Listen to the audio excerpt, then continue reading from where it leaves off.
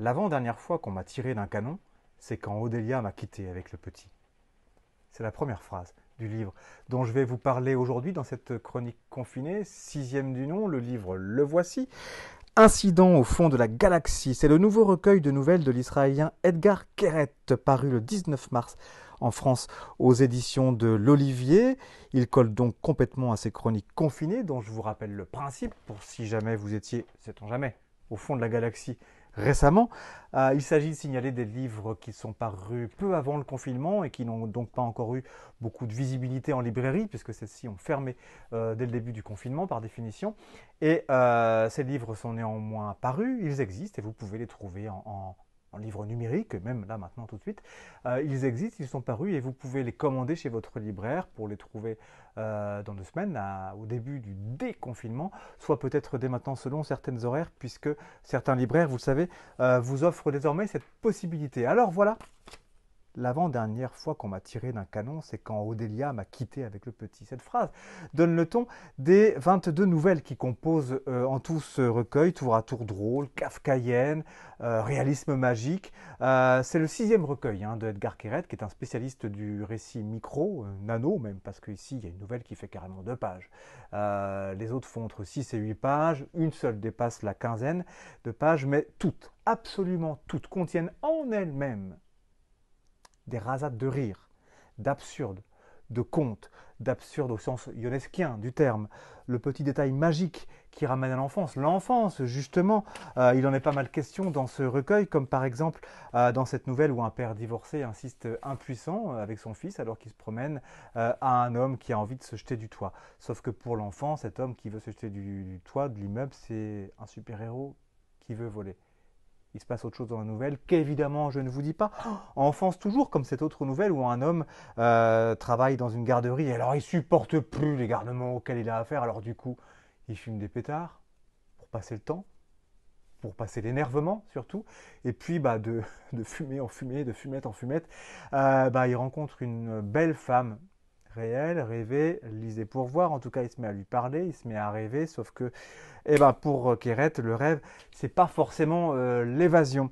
Chez lui, pour paraphraser ce célèbre film, ce grand film français, le plus dur, c'est pas la chute, c'est l'atterrissage. Ce qui nous ramène justement à cette fameuse phrase que je citais au début, l'avant-dernière fois qu'on m'a tiré d'un canon, c'est quand Delia m'a quitté avec le petit. Pourquoi notre narrateur ici a-t-il accepté de devenir un homme canon? Pourquoi a-t-il accepté de s'entendre dire, je vais vous lire, il faut que tu comprennes que pour être un homme canon, tu n'as pas besoin d'être souple ou rapide ou fort. Il suffit juste que tu sois seul et malheureux. Pourquoi? Comment choisit-il de fuir? Et pour qui justement choisit-il de fuir et de devenir homme canon? Lisez pour voir. Ici, il y a donc comme ça des hommes qui veulent se jeter des toits. Il y en a d'autres qui veulent aller côtoyer les voûtes célestes. Il y a des pères qui se transforment en poissons rouges pour pouvoir regarder la télé tranquille. Il y a des pères qui se changent en lapins pour amuser leurs enfants. Il y a des anges qui ont du mal avec leurs conditions d'immortels et de tailleurs de nuages et qui voudraient bien aller faire un tour en bas. Il y a des orphelins juifs qui se révèlent être des sosies d'Hitler.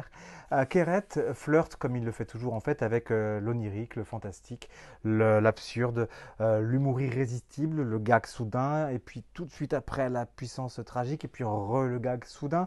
Il prouve à nouveau qu'il est quelque part entre Kafka, l'humour à la Woody Allen, Ionesco, Wim Wenders quelque part aussi pour l'errance et le pouvoir de l'enfance.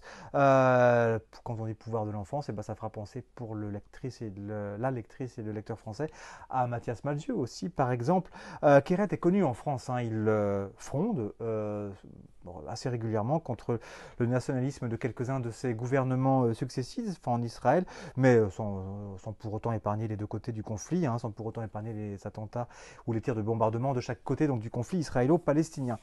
Keret est connu en France pour une autre raison, c'est qu'il est cinéaste. Lui et sa femme Geffen et son épouse Shira Geffen avaient remporté en 2007 la Caméra d'Or au Festival de Cannes pour leur film Méduse. Les deux mariés reviennent en 2020. Ils sont à l'affiche d'une mini-série, je vais y arriver, diffusée très bientôt sur Arte. C'est L'Agent Immobilier, 4 épisodes de 45 minutes chacun, avec Mathieu Amalric et Eddie Mitchell dans un rôle sciant. Une série à l'avenant de ce que je viens de vous dire sur les nouvelles. Je ne spoilerai rien en disant que l'agent immobilier du titre, c'est Mathieu Amalric.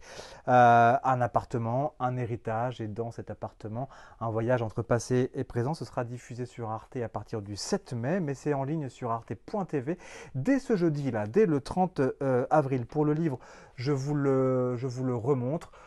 Voici donc Incident au fond de la galaxie aux éditions de l'Olivier, traduit par Rosie Pinas Delpuech.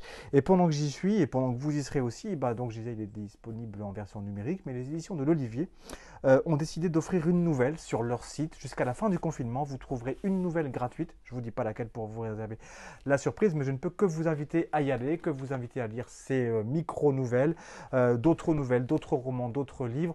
Sur ce, je vous dis à très bientôt et bonne lecture.